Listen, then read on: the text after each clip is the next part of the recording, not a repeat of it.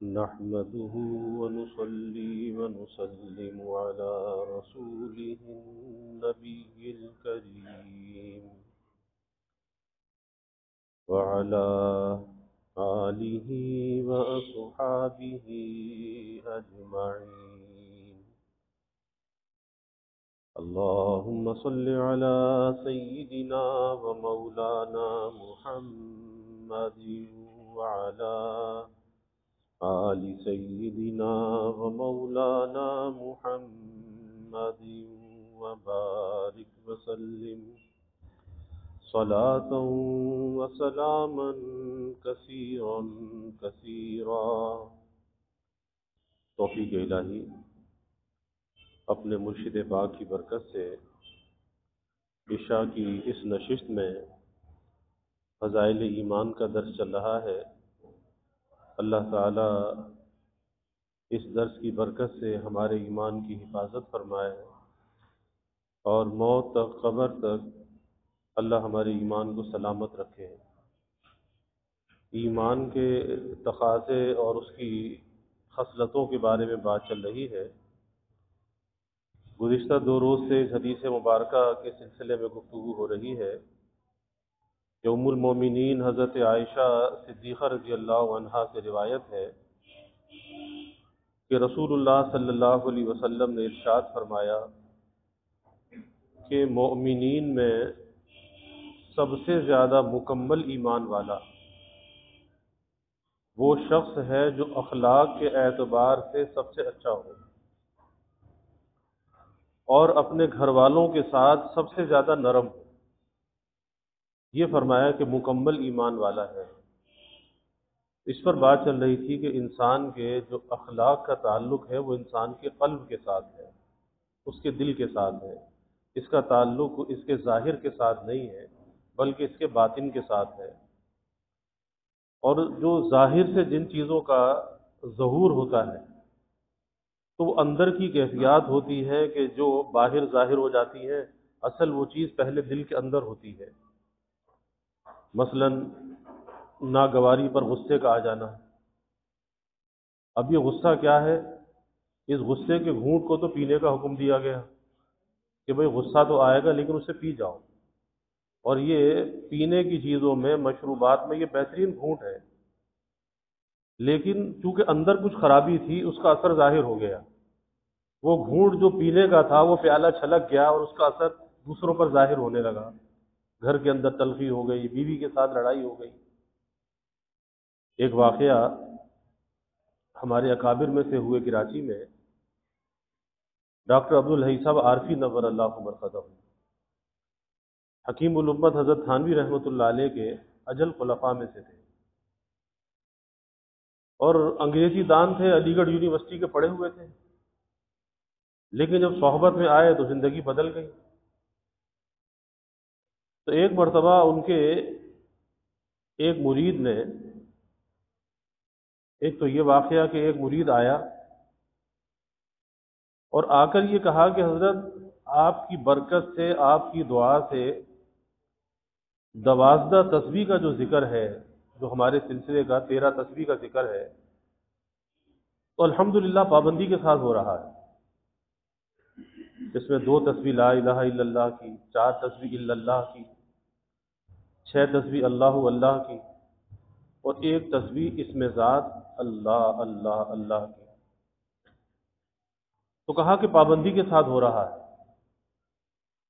لیکن اللہ والوں کی نظر کسی اور چیز پر ہوتی ہے. بظاہر تو یہ لگتا ہے کہ بڑی شاباش ملنی چاہیے کہ بھئی پابندی کے ساتھ، استقامت کے ساتھ ذکر کر رہا ہے.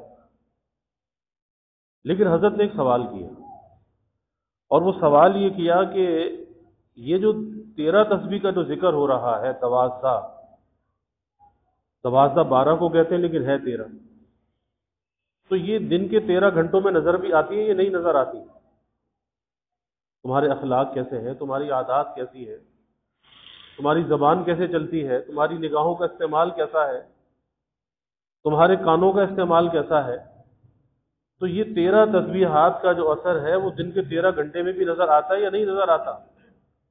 اگر دن کے اندر بھی اس کا اثر نظر آتا ہے، دن کے کام کاج میں، دنیا کے اس بازار میں رہتے ہوئے، تو پھر تو علامت ہے کہ وہ تسبیحات کچھ اثر کر رہی ہے۔ پھر وہ اثر کہاں پر ہوتا ہے؟ وہ اثر دل پر ہوتا ہے، اس کا کچھ اثر ہو رہا ہے۔ اور اگر دن کے کاروبار زندگی کے اندر اس کے اثرات نظر نہیں آتے تو پتہ چلا کہ وہ ذکر زبان تک تو ہے لیکن دل میں بھی نہیں اترا، اس کے اثرات، اس کی کیفیات ابھی دل کے اندر داخل نہیں ہوئی، ورنہ تو پھر کبھی جھوٹ نہ بولتا، غیبت نہ کرتا، دھوکہ نہ دیتا، بد نظری نہ کرتا، بد کلامی نہ کرتا، فحش گفتگو نہ کرتا، کسی کو تکلیف نہ پہنچاتا۔ اگر وہ اس کے اندر صلاحیت کر جاتا اللہ کا ذکر تو پھر اس کی کیفیت کچھ اور ہوتی۔ دوسرا واقعہ جو سنانا چاہ رہا تھا درمیان میں یہ یاد آ گیا کہ حضرت کے ایک مرید نے دعوت کی تو حضرت گھر پہ تشریف لے گئے۔ تو کھانے کے بعد جب کھانے سے فارغ ہوئے تو انہوں نے کہا جی پردے کے پیچھے سے جو اہلیہ ہے وہ آپ کو سلام کہہ رہی ہے۔ انہوں نے سلام کیا، حضرت نے جواب دے دیا پردے کے پیچھے سے۔ تو حضرت نے فرمایا کہ بھئی ماشاء اللہ آپ نے بہت اچھا کھانا بنایا، بہت لذیذ کھانا تھا اور میں نے بہت رغبت سے کھایا، بہت دل خوش ہوا۔ تو ادھر حضرت نے کھانے کی تعریف کی اور اندر سے رونے کی آواز آنے لگی۔ تو حضرت نے فرمایا کہ بھائی میں تو آپ کے کھانے کی تعریف کر رہا ہوں تو آپ کے رونے کی آواز آ رہی ہے۔ اب اس خاتون خانہ نے کہا، اس نے کہا کہ حضرت بات یہ ہے، حضرت سے بیعت بھی تھی،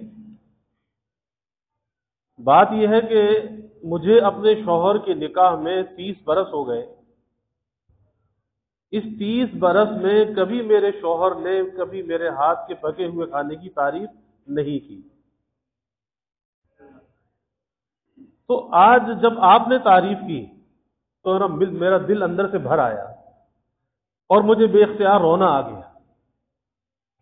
اب یہاں سے پتہ چلتا ہے کہ ہم اگر اپنا جائزہ لیں تو یہ جو فرمایا نا کہ اپنے گھر والوں میں سب سے زیادہ نرم ہو، اللہ کے حبیب صلی اللہ علیہ وسلم جو فرما رہے ہیں کہ کامل ایمان والوں میں، مکمل ایمان والوں میں، کہ جس کے اخلاق اچھے ہوں لیکن اپنے گھر والوں کے ساتھ زیادہ نرم ہو۔ تو آج یہ ہے کہ باہر تو ہم بہت تعریفیں کرتے ہیں، باہر تو بہت محبت کا برتاؤ کر لیتے ہیں، لیکن گھر کے اندر جو بیوی خدمت کرتی ہے، حکیم الامت حضرت تھانوی رحمۃ اللہ علیہ فرمایا کرتے تھے کہ بھائی ہمارے خطے کی جو خواتین ہیں یہ تو جنتی ہیں،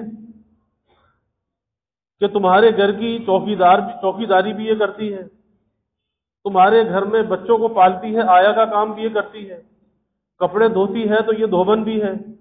یعنی کون سا کام ہے کہ جو وہ عورت نہیں کر رہی اور پھر اس کے کام کی تعریف بھی نہ کی جائے۔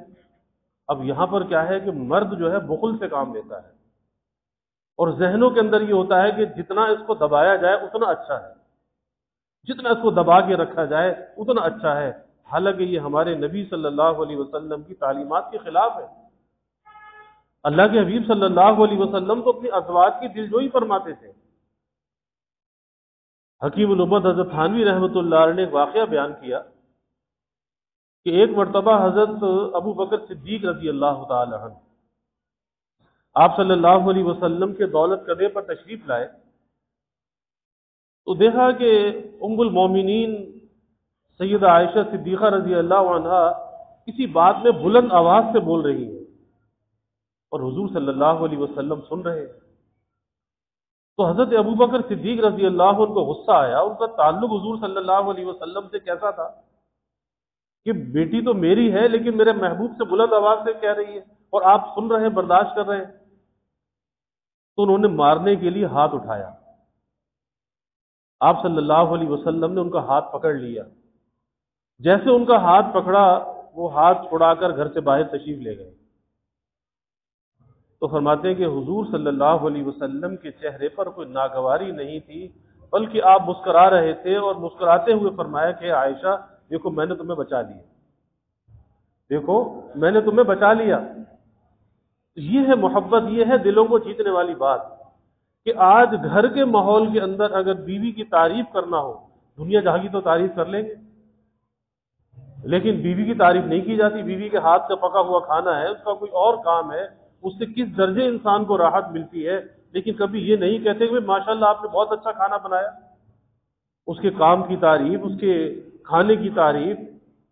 پھر ہر عورت یہ چاہتی ہے کہ اس کا شوہر اس کی ذات کی بھی تعریف کرے، کیونکہ اس کی جو خوبصورتی ہے، جو کچھ بھی ہے، اس کے شوہر کے لیے ہے، وہ کسی اور کے لیے نہیں ہے. لیکن کبھی نہ اس کے کپڑوں کی تعریف ہوگی، نہ کبھی اس کی گفتگو کی تعریف ہوگی، نہ کبھی اس کے چہرے کی تعریف ہوگی، کچھ بھی نہیں ہوگا. ہر انسان کے اندر اللہ نے یہ خاصیت رکھی ہے، وہ یہ چاہتا ہے کہ اس کے کام کو سراہا جائے، اس کی تعریف کی جائے. اور شریعت بھی ہمیں اس بات کی تعلیم دیتی ہے کہ بھئی کوئی تم پہ چھوٹا سا بھی احسان کرتا ہے، اسے جزاک اللہ کہو، اس کا شکریہ ادا کرو. کوئی معمولی سی بات بھی اگر کوئی تکلیف کی پیش آ جائے، فوراً معذرت کرو. اور یاد رکھیے کہ آج ہمارے معاشرے کی، ہماری اسلام کی جو تعلیمات ہیں، آج ہمیں غیروں کے معاشرے کے اندر یہ نظر آتی ہے، اور وہ ان کے گھر کی چیز نہیں ہے، ہمارے گھر کی چیز ہے. کہ اس معاشرے کے اندر بچے بچے کو یہ سکھایا جاتا ہے کہ ایک تھینکس کرنا اور ایک سوری کرنا. کہ ذرا سی بات ہوگی فوراً بچہ بھی چھوٹا سا ہے کہے گا سوری، کوئی اچھائی کی بات ہے فوراً کہے گا تھینکس، شکریہ ادا کرے گا. تو یہ ان کے گھر کی بات نہیں ہے. لیکن بات وہی ہے کہ اسلامی تعلیمات پر جو بھی عمل کرے گا، چاہے وہ کافر ہی کیوں نہ ہو، اسے اس کے دنیاوی فوائد ضرور حاصل ہوں گے، اور وہ اس معاشرے کے اندر نظر آتے ہیں. لیکن ایمان والا بندہ جب عمل کرے گا، اسے اس کا فائدہ دنیا میں بھی حاصل ہوگا، اس کا فائدہ آخرت میں بھی حاصل ہوگا، کیونکہ ہم ایمان والے ہیں. لیکن افسوس یہ ہے کہ ہم نے اپنے مذہب کی تعلیمات کو چھوڑ رکھا ہے. پھر اخلاقیات کتنا اہم شعبہ ہے. اللہ کے حبیب صلی اللہ علیہ وسلم نے ایک حدیث مبارکہ میں فرمایا کہ آپ صلی اللہ علیہ وسلم نے صحابہ سے فرمایا کہ کیا میں تمہیں ایسا عمل نہ بتاؤں کہ جو کرنے کے اعتبار سے آسان بھی ہے لیکن میزان عمل میں بھاری ہے. اب ظاہر ہے کہ ایسا عمل جو کرنے میں آسان ہو اور میزان عمل میں بھاری ہو، کیونکہ بعض چیزیں ایسی ہوتی ہیں کہ حجم کے اعتبار سے وہ کم ہوتی ہیں لیکن وزن کے اعتبار سے زیادہ ہوتی ہیں. صحابہ نے کہا جی ضرور یا رسول اللہ صلی اللہ علیہ وسلم، ضرور بتائیے. آپ نے دو باتیں ارشاد فرمائی. ایک تو فرمایا کہ مومن کا لمبا سکوت، مومن کا لمبا سکوت، خاموش رہنا، یہ میزان عمل میں بھاری ہے. آج ہم سمجھتے ہیں کہ شاید باتیں بنانا زیادہ کمال کی بات ہے. نہیں، زیادہ باتیں کرنا کمال نہیں ہے، خاموش رہنا کمال ہے. حضرت ابو الدرداء رضی اللہ تعالیٰ عنہ بڑے درجے کے صحابہ میں سے ہیں. لوگوں کو نصیحت کیا کرتے تھے، فرمایا کرتے تھے کہ لوگوں، جس طرح سے تم گویائی کو سیکھتے ہو، اس طرح سے تم خاموشی اور سکوت کو سیکھو. یہ سیکھنے کی چیز ہے، کیونکہ اللہ کے حبیب صلی اللہ علیہ وسلم نے فرمایا کہ جو خاموش رہا اس نے نجات پائی. خاموشی میں نجات ہے. اور خاموشی میں نجات کیوں ہے؟ ایک آدمی خاموش ہے، کچھ بول ہی نہیں رہا، تو اس میں نجات کیوں ہے؟ وجہ یہ ہے کہ خاموشی کا حساب نہیں دینا پڑے، بولنے کا حساب دینا ہے. ما یلفظ من قول الا لدیہ رقیب عتید. یہ دائیں بائیں لکھنے والے بیٹھے، ادھر نکلنے کی دیر ہے، ادھر لکھ لیا گیا. اب کس نے لکھا؟ دائیں والے نے لکھا یا بائیں والے نے لکھا؟ اور وہ لکھنے والے اپنے کام سے چوکتے نہیں ہیں، وہ تو لکھ رہے ہیں. اسی لیے کہا جاتا ہے کہ سوچ کر بولنا چاہیے، کہ پہلے تول اور بعد میں بول. کیونکہ زیادہ باتیں کرنے میں انسان کے نفس کو لذت آتی ہے، حظ آتا ہے. اور بہت سی باتیں انسان حظ نفس کے لیے کرتا ہے، نفس کی لذت کے لیے کرتا ہے. اور اگر اس گفتگو کے اندر غور کرے کہ وہ باتیں جو اپنے نفس کی لذت کے لیے کی گئیں، اگر وہ باتیں نہ کرتا تو کوئی نقصان اس کا نہ ہوتا، کوئی حرج اس کا نہ ہوتا. پھر زیادہ باتیں کرنے میں انسان اپنی بڑائی کو جتلاتا ہے، بڑائی کو ظاہر کرتا ہے کہ میں بھی کچھ بولنا جانتا ہوں، میرے اندر بھی کوئی رائے ہے، میں بھی کوئی رائے رکھتا ہوں، میری بات کو ترجیح دینی چاہیے، میری بات کو آگے بڑھانا چاہیے، میری بات کو سب نے ماننا چاہیے. تو یہ ساری چیزیں انسان کو خرابی کی طرف لے جاتی ہیں. حکیم الامت حضرت تھانوی رحمۃ اللہ علیہ نے ایک مرتبہ ایک بات فرمائی.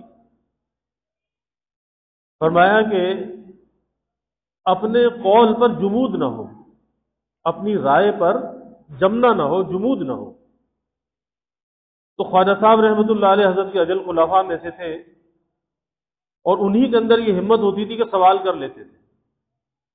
ڈانٹ بھی بہت پڑتی تھی، کئی دفعہ خانقاہ سے نکالے بھی گئے، لیکن حضرت سے محبت بھی بہت زیادہ تھی، اور حضرت کو ان سے محبت تھی۔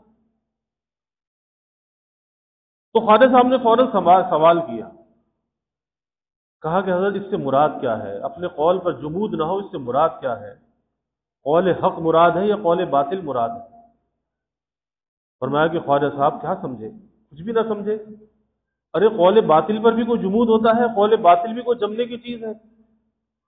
فرمایا کہ قول حق پر بھی جمود نہ ہو، کہ بات کا کہنا تو ہمارے ذمہ ہے، بات کا منوانا ہمارے ذمہ نہیں، بات کا منوانا تو نبی کے ذمہ بھی نہیں۔ تو اپنی بات کو کہہ کر الگ ہو جانا چاہیے۔ سامنے والا مانے تو ٹھیک ہے، لیکن زدہ زدی میں نہیں جانا چاہیے، بحث و مباحثے کے اندر نہیں پڑھنا چاہیے۔ اس زدہ زدی میں، بحث و مباحثے کے اندر نقصان اپنے اخلاق کا ہو جاتا ہے۔ تو کسی کا ایسا فائدہ کرنا کہ جس میں اپنا نقصان آدمی کر لے، تو بھائی اللہ کہتا ہے قوا انفسکم واہلیکم نارا، پہلے اپنے آپ کو دوزخ کی آگ سے بچاؤ، پہلے اپنے اخلاق کو بچانا ہے، اپنے آداب کو بچانا ہے، اپنے ایمان کو پہلے بچانا ہے۔ یہ نہیں کہ دوسرے کے لیے اپنی چیز کو، قیمتی چیز کو گنوا دیں، اپنے ایمان کو گنوا دیں، اپنے اخلاق کو گنوا دیں، نہیں۔ تو فرمایا کہ قول حق پر بھی جمود نہ ہو، بات کہنے کے بعد بس ایک طرف ہو جانا چاہیے، پھر وہ مانے یا نہ مانے پھر اس کی مرضی ہے۔ اسی لیے اللہ کے حبیب صلی اللہ علیہ وسلم نے ایک حدیث مبارکہ میں فرمایا ان اللہ کریہ لکم قیل وقال، کہ اللہ تعالیٰ اس زیادہ باتیں کرنے کو، اس کو کہتے ہیں زیادہ بک بک کرنا، عام اردو لہجے میں جو کہتے ہیں نا زیادہ بک بک کرنا، اللہ اس کو پسند نہیں کرتا، کہ بس بولے جا رہا ہے بولے جا رہا ہے۔ کبھی اپنے بولنے کا جائزہ ضرور لینا چاہیے کہ آخر میرا یہ جو بولنا ہے ضروری تھا یا نہیں تھا۔ اگر ضروری تھا کوئی حرج نہیں ہے۔ ایک آدمی ہے آواز لگا کر سودا بیچتا ہے کہ امرود لے لو، سیب لے لو، کیلے لے لو، سبزی لے لو، آوازیں لگا رہا ہے، کیونکہ وہ کسب حلال میں لگا ہوا ہے، اس کی ذرہ برابر بھی ظلمت اس کے دل میں نہیں آتی۔ لیکن ایک آدمی جب فضول کلمہ زبان سے نکالتا ہے، لا یعنی فضول، جس کا کوئی کام نہیں، کوئی ضرورت نہیں، لیکن بس بولنے کی عادت ہے، بول رہے ہیں، وہ ایک زبان سے نکلا ہوا کلمہ دل کے اندر ظلمت پیدا کرتا ہے، کدورت پیدا کرتا ہے۔ اسی لیے آپ صلی اللہ علیہ وسلم نے کیا فرمایا کہ لوگوں کثرت کلام سے اپنے آپ کو بچاؤ، زیادہ باتیں کرنے سے، کیونکہ جب زیادہ باتیں کی جاتی ہیں دل میں قساوت اور سختی پیدا ہوتی ہے، اور وہ دل اللہ سے دور ہے جو جس دل کے اندر قساوت اور سختی ہو۔ اپنے دل کی پہلے حفاظت کرنی چاہیے۔ اسی لیے حضور صلی اللہ علیہ وسلم کے بارے میں آتا ہے کہ آپ صلی اللہ علیہ وسلم کا کلام مختصر ہوتا تھا اور سکوت آپ کا طویل ہوتا تھا، لیکن وہ مختصر کلام جامع کلام ہوتا تھا، وہ نامکمل نہیں ہوتا تھا۔ آج اگر ہم مختصر بات کرتے ہیں تو نامکمل کر دیتے ہیں، سامنے والا پریشان ہو جاتا ہے کہ کیا بات کی۔ نہیں، آپ کے معجزات میں سے یہ بھی ہے کہ آپ کا کلام مختصر ہوتا تھا مگر جامع ہوتا تھا، صاف صاف ہوتا تھا، سامنے والا بات کو سمجھتا تھا، لیکن اس کے ساتھ ساتھ آپ کا سکوت جو ہے وہ طویل ہوتا تھا۔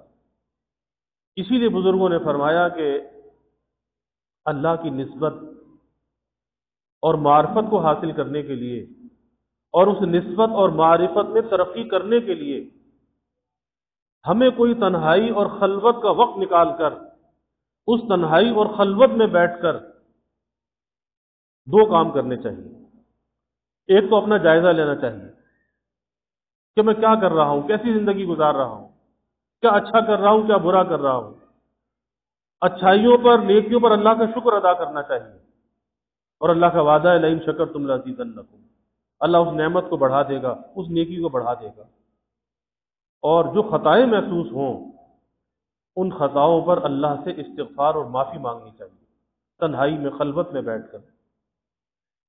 اور اس کے علاوہ ترقی کا راستہ بنتا نہیں ہے، کیونکہ ہمیشہ انسان اپنی غلطی سے سیکھ کر آگے بڑھتا ہے، اور غلطی سے کب سیکھے گا؟ جب بیٹھ کر سوچے گا، اور اگر کوئی سوچے گا ہی نہیں تو اسے غلطی کا احساس کیسے ہوگا، ادراک کیسے ہوگا؟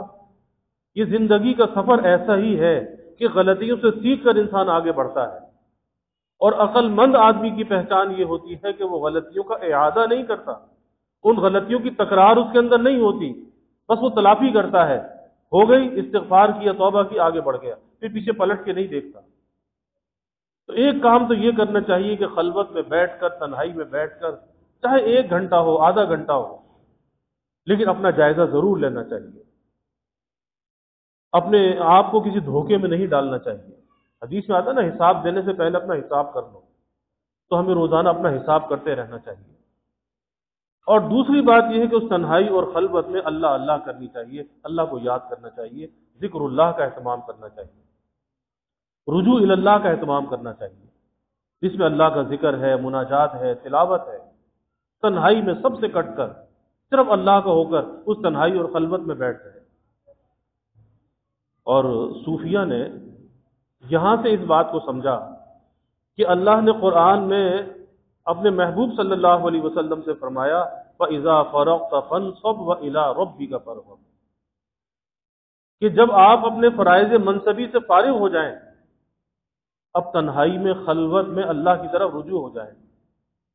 تو ہر دین کا کام کرنے والا، ہر مبلغ، ہر دین کا خادم، اس کے لیے ضروری ہے کہ وہ تنہائی اور خلوت کو اختیار کرے، کہ جب رسول اللہ صلی اللہ علیہ وسلم سے کہا جا رہا ہے، اور آپ سے بڑھ کر تو کوئی مبلغ نہیں ہے، جو آپ نے تبلیغ کا حق ادا کیا، ایسا حق کسی نے ادا نہیں کیا، نہ قیامت تک کوئی کر سکتا ہے، لیکن اس کے باوجود کہا جا رہا ہے کہ آپ تنہائی کو اختیار کریں، خلوت کو اختیار کریں۔ اور ہمارے اکابر کی زندگیوں سے یہی پتہ چلتا ہے کہ اکابر آج دنیا کے اندر تو نہیں ہے، لیکن آج ان کا نام موجود ہے، ان کی تعلیمات موجود ہیں کہ انہوں نے خلوت اور ذکر کو کبھی نہیں چھوڑا، اور یہ خلوت اور ذکر ہی وہ راستہ ہے جو ترقی کی طرف انسان کو لے جاتا ہے۔ اس خلوت میں ذکر بھی ہے، مناجات بھی ہے، اور کچھ اپنا حساب بھی ہے، اپنے بارے میں سوچنا بھی ہے، اپنی قیمت کا اندازہ لگانا بھی ہے کہ میں کتنا قیمتی ہوں، اور اپنی نظر میں نہیں، اللہ کی نظر میں کتنا قیمتی ہوں، اس کا حساب بھی لگانا ہے۔ تو اس کا ہمیں اہتمام کرنا چاہیے۔ تو پہلی بات یہ فرمائی کہ مومن کا لمبا سکوت، خاموشی، اس خاموشی کے اندر نجات ہے۔ اور دوسرے فرمایا مومن کا حسن خلق۔ میزان عمل میں جو 2 چیزیں بھاری ہیں، کرنے کے اعتبار سے آسان لیکن میزان عمل میں بھاری، ایک مومن کا لمبا سکوت، اور دوسرے فرمایا کہ اس کا حسن خلق، اچھے اخلاق۔ یہ میزان عمل میں بھاری ہے کہ ان اخلاق کی وجہ سے، اچھے اخلاق کی وجہ سے انسان کے اعمال کا وزن بڑھ جاتا ہے۔ یہی نماز، یہی روزہ، یہی نوافل، یہی تلاوت، یہ زیادہ قیمتی ہو جاتی ہے۔ کس وجہ سے؟ حسن اخلاق کی وجہ سے، کہ اس دل کے اندر سدھار آ جاتا ہے، اس دل کے اندر اللہ کا غیر نکل جاتا ہے، اور جب یہاں سے عمل گزر کے اللہ کے پاس جاتا ہے تو وہ عمل قیمتی ہوتا ہے، پھر اس کا وزن بھی بڑھ جاتا ہے، اس کا اجر بھی بڑھ جاتا ہے۔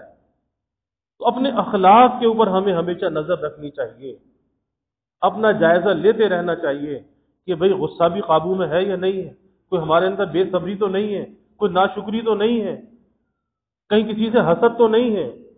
اکثر دلوں کے اندر حسد پیدا ہو جاتا ہے، کسی بھائی مسلمان کو نعمتوں میں پھلتا پھولتا دیکھا تو دل میں ایک جلن سی پیدا ہو گئی کہ اسے یہ ترقی کیوں مل گئی، اس کی اولاد اتنی اچھی کیوں ہے، اس کا کاروبار اتنا کیوں چلتا ہے، اس کا مکان ایسا کیوں ہے، وغیرہ وغیرہ۔ اب دل میں ایک جلن کی کیفیت پیدا ہو گئی۔ اب بظاہر ایسا شخص نمازیں بھی پڑھتا ہے، روزے بھی رکھتا ہے، لیکن دل میں حسد بھی رکھتا ہے۔ اور حسد ہے کیا؟ حسد اللہ تعالیٰ کی تقسیم پر اعتراض ہے۔ اب وہ مالک ہے، اس کی مرضی، جس کو جو چاہے دے دے، وہ غنی ہے، وہ داتا ہے، جس کو جو چاہے دے دے۔ کسی کو یہ کہنے کا اختیار نہیں ہے، حق نہیں ہے کہ کیوں دیا اور کیوں نہ دیا، کسی کو کیوں کا اختیار نہیں ہے اس کے دربار میں۔ اور بھائی تمہیں بھی چاہیے تو تم بھی مانگ لو، مانگنے سے کس نے منع کیا ہے؟ مانگو، لیکن اس حسد کا علاج کرو، کیونکہ اللہ کے حبیب صلی اللہ علیہ وسلم نے فرمایا کہ یہ نیکیوں کو اس طرح سے جلا کے ختم کر دیتا ہے جیسے آگ سوکھی لکڑیوں کو جلا کر ختم کر دیتی ہے، یہ نیکیوں کو جلا کے ختم کر دیتا ہے۔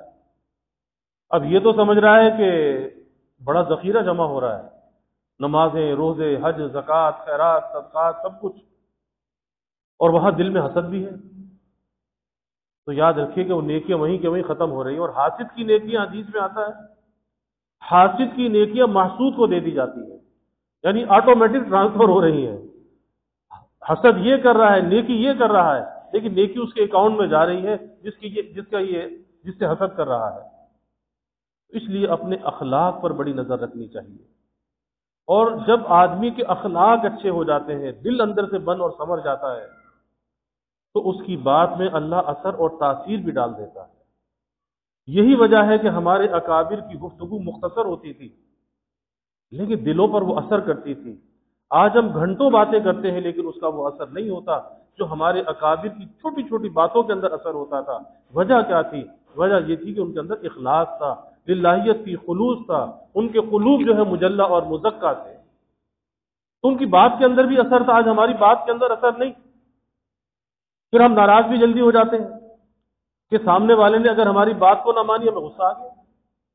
جبکہ بزرگوں نے فرمایا کہ کبھی کسی پر غصہ نہیں ہونا چاہیے، بلکہ یہ سوچنا چاہیے کہ میرے کہنے کے اندر ابھی کچھ کمی ہے، میرے اخلاص کے اندر کچھ کمی ہے، اس سے زیادہ مجھے خلوص کے ساتھ بات کرنی چاہیے، اپنے اندر مزید اخلاص پیدا کرنا چاہیے۔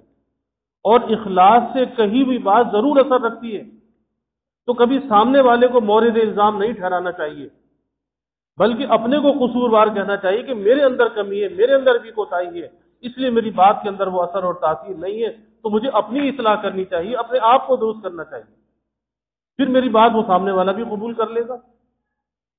تو یہ طریقہ ہے اپنے آپ کو بدلنے کا، اور پھر دین کے جو خدام ہیں بالخصوص ان کے لیے کہ انہیں اپنے تزکیے اور تصفیے کا بڑا خیال رکھنا چاہیے۔ یہ دل جو ہے نا، یہ اللہ کی آماج گاہ ہے، یہ دل اللہ نے اپنے لیے بنایا، بیت اللہ ہے، بیت اللہ اللہ کا گھر ہے۔ اور میرے شیخ حضرت مسیح الامت نور اللہ مقدہ فرماتے تھے کہ بھائی ہر مکان کا ایک مکین ہوتا ہے، ہر مکان کا ایک مکین ہوتا ہے، آپ اپنے مکان کے مکین میں اپنے مکان کا مکین، اور ہم اپنے مکان میں کسی غیر کو برداشت نہیں کرتے، تو فرماتے تھے کہ یہ دل جو ہے نا، دل بھی ایک مکان ہے، اور اس مکان کے جو مکین ہے وہ اللہ رب العزت ہے۔ تو دیکھنا یہ چاہیے کہ اس مکان میں مکین بھی موجود ہے یا نہیں، یا میری خواہشات ہیں، لذات ہیں، شہوات ہیں، وہ سب کچھ یہاں بسیرا کیے ہوئے ہیں۔ تو تنہائی میں، خلوت میں جائزہ لینا چاہیے اس مکان میں مکین کون ہے۔ اللہ ہمیں اس کی توفیق عطا فرمائے، اچھے اخلاق کا اللہ ہمیں حامل بنائے۔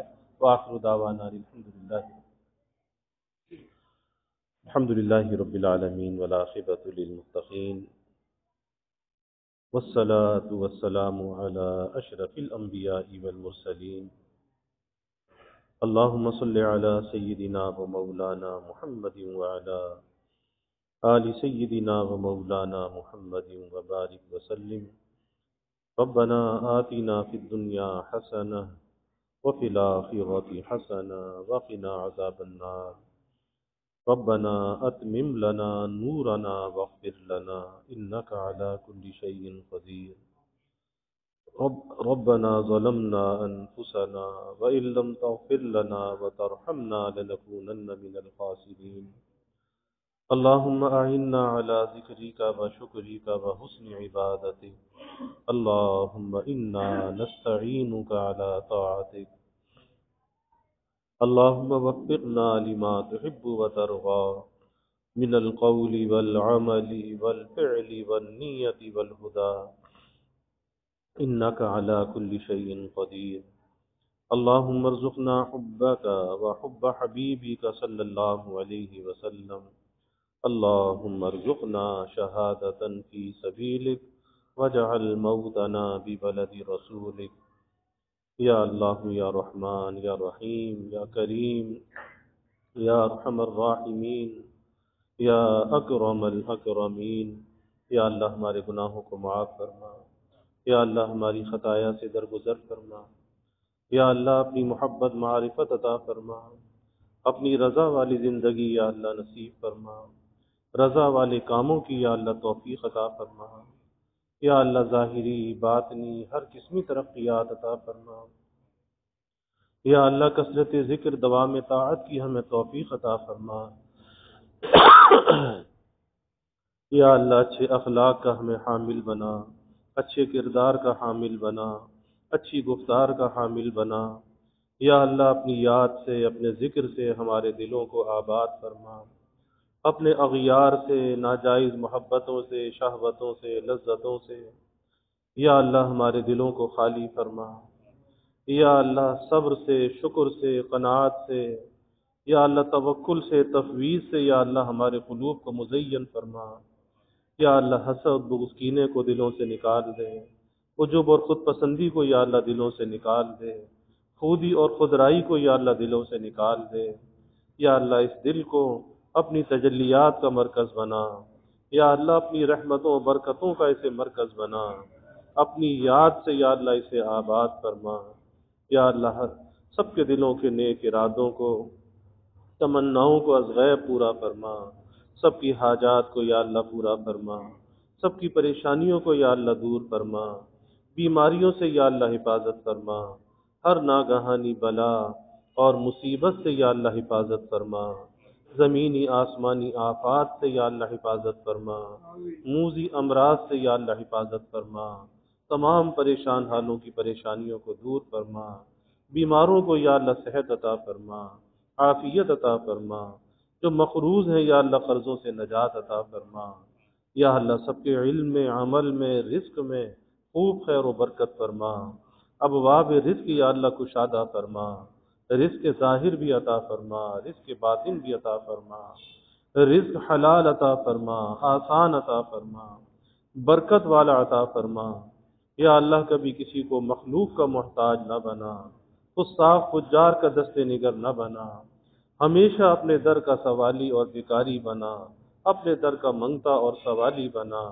اپنے غیر سے ہماری امیدوں کو قطع فرما، اپنی ذات عالی کا یقین ہمارے دلوں میں پیدا فرما، یا اللہ ہر امید کو اپنی ذات سے وابستہ کرنے والا بنا، یا اللہ ایمان کی ترقی اعضاء کی سلامتی عطا فرما، ہر محتاجی معذوری سے یا اللہ ہماری حفاظت فرما، یا اللہ جب تک کی زندگی ہے چلتا پھرتا رکھنا، اعضاء کی سلامتی کے ساتھ رکھنا، ہر محتاجی معذوری سے یا اللہ بچا کے رکھنا، یا اللہ ہمارے ملک پر اپنی رحمتوں کا نزول فرما، اس ملک کو امن کا سلامتی کا گہوارہ بنا، یا اللہ ہر قسم کی دہشت گردیوں سے فرقہ واریت سے مذہبی منافرت سے اس ملک کی حفاظت فرما، یا اللہ ہمیں ایک بنا اور نیک بنا، کلمہ واحدہ پر یا اللہ پوری امت کو متحد فرما، یا اللہ دنیا میں جہاں کہیں بھی مسلمان آباد ہیں سب کے جان مال ایمان عزت آبرو کی حفاظت فرما،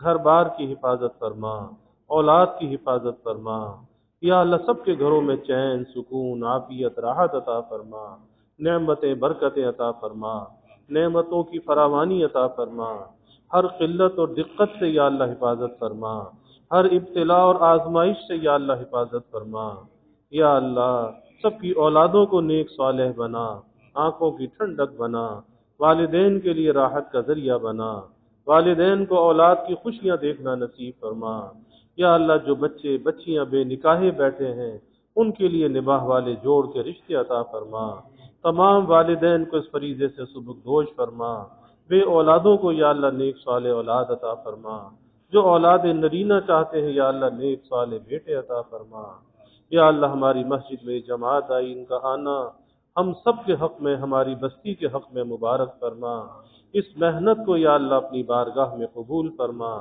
دنیا کے چھپے چھپے پر یا اللہ یہ پیغام پہنچانے کی ہمیں توفیق عطا فرما، یا اللہ اخلاص بھی عطا فرما، اپنی رضا کا قصد ہمیں نصیب فرما، نفسانیت سے ہماری حفاظت فرما، اعجاب نفس سے یا اللہ ہماری حفاظت فرما، دین کے ادنا سے خدام میں ہمیں محشور فرما، یا اللہ صحت صلاحیت صالحیت عطا فرما، مقبولیت عطا فرما، یا اللہ نفس و شیطان کے مکائد سے ہماری حفاظت فرما، یا اللہ دنیا میں جہاں کہیں بھی یا اللہ دین کی خدمت کا جس نوع سے بھی کام ہے یا اللہ تو سب کی نصرت فرما، سب کی حفاظت فرما، سب کے کاموں میں برکت عطا فرما۔ یا اللہ اپنی رحمتوں کا، برکتوں کا، راحتوں کا نزول فرما، زحمتوں کو یا اللہ دور فرما۔ یا اللہ ہمیں دین دنیا آخرت کی ہر بھلائی عطا فرما، ہر شر سے، ہر فتنے سے حفاظت فرما۔ یا اللہ ہمیں عافیت دارین عطا فرما، عافیت دائمہ عطا فرما۔ ربنا تقبل منا انك انت السميع العليم وتب علينا انك انت التواب الرحيم وجزى الله عنا محمدا صلى الله عليه وسلم ما هو اهله وصلى الله تعالى وسلم على النبي الكريم آمين برحمتك يا